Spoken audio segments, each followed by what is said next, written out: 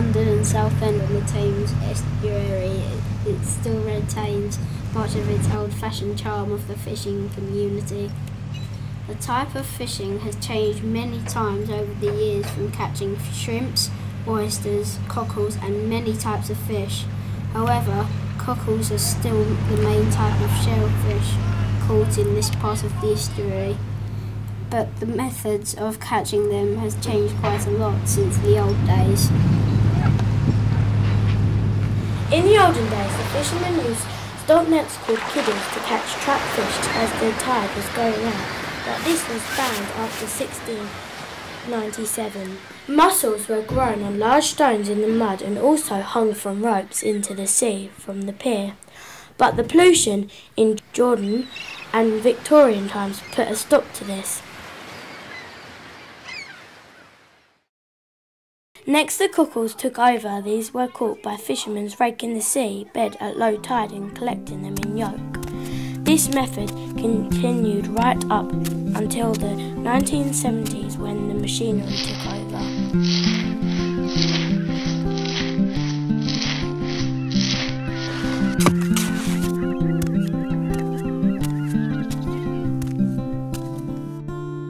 Cockles became very popular indeed, and they were cooked, sold and enjoyed by locals at the cockle sheds in Leigh.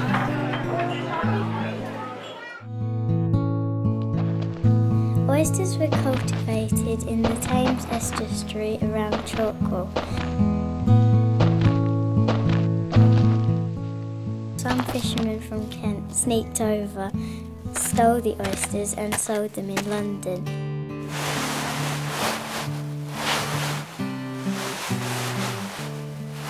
The oyster beds were abandoned as the amount of sewage going in the sea filled them with disease, making them unsafe to eat. Along with seafaring and fishing, another trade emerged from the waters of the Thames Estuary. The illegal trade of smuggling was rife for many years in this area, and many locals of varying wealth, trade and status were involved. Legend has it that secret tunnels were built underneath the hill by the smugglers. The tunnel in St Clement's graveyard was finally blocked up in the 1800s.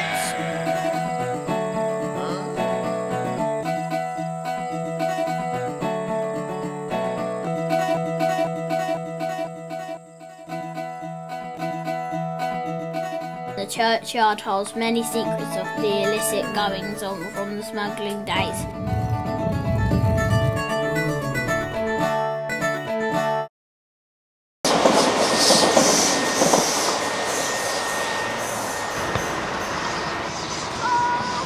Before the arrival of the railway line, the fish would be sent to London by boat or road.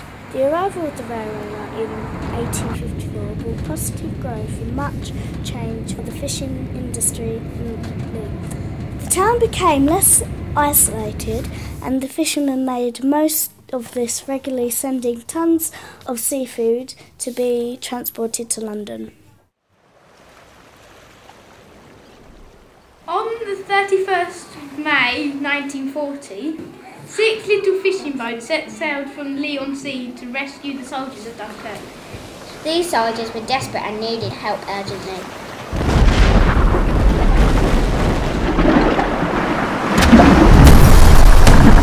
Devastation was absolutely chaotic. The soldiers took cover as the boat shook rapidly in the murky waters of Dunkirk.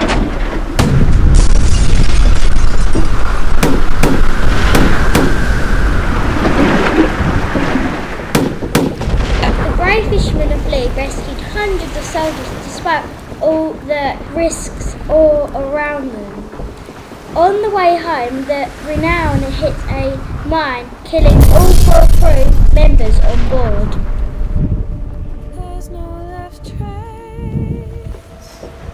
The other boats survived, and the Endeavour, which has since been restored, can still be seen on the waters of the estuary today with her red sail and green hull. But I'm cold as hell. There was a time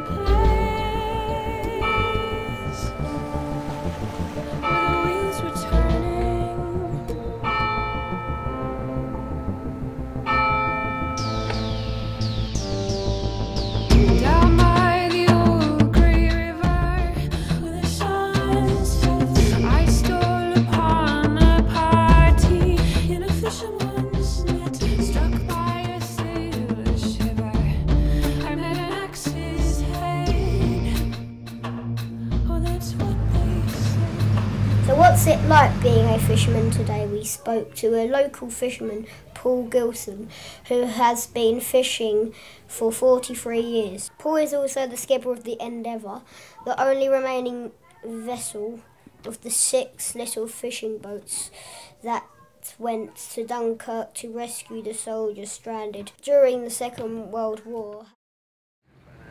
How long do you usually work for? When I first started work, we'd only go to sea for 12 hours, but because fuel costs so much money, we now go to sea for 24 hours, so we can't afford to come backwards and forwards. Have you ever caught shells, really nice shaped shells?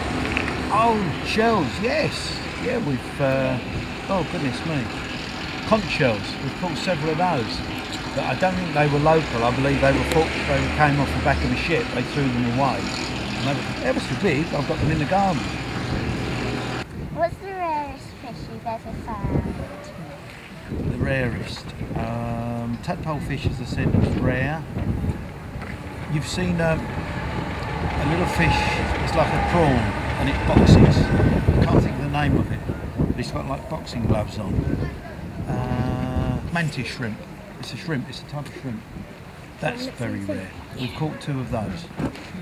Where's your favourite place to fish? Oh, that's a question. Oh dear me. I've got 2 places I really like going. One's on a corner of a sandbank called the Red Sands, and another one is a sandbank called the Tizard, and that's right in the middle of the river. And what kind of fish have you caught in them 2 places? The Tizard is renowned for catching skate, and I've had some very, very big hauls of skate there.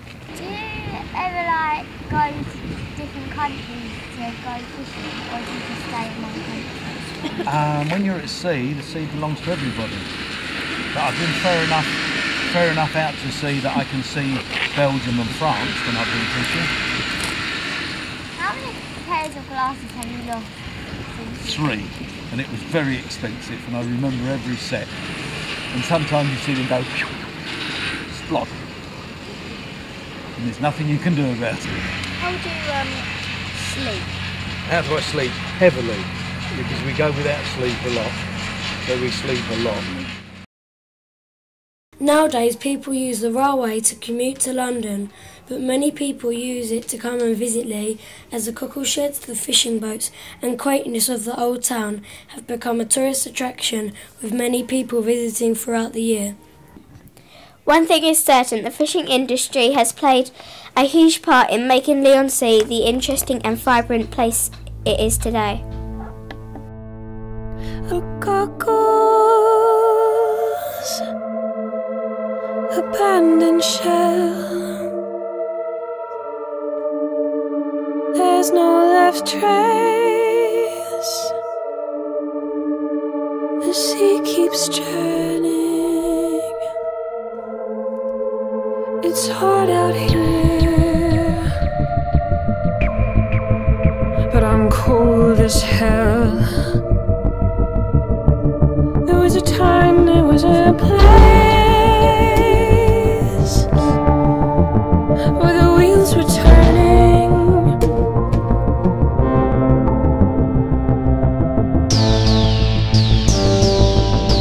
Down by the old grey river where the sun sets, I stole upon a party in a fisherman's net, struck by a sailor shiver. I met an axe's head. Oh, that's what they said. That's what they said.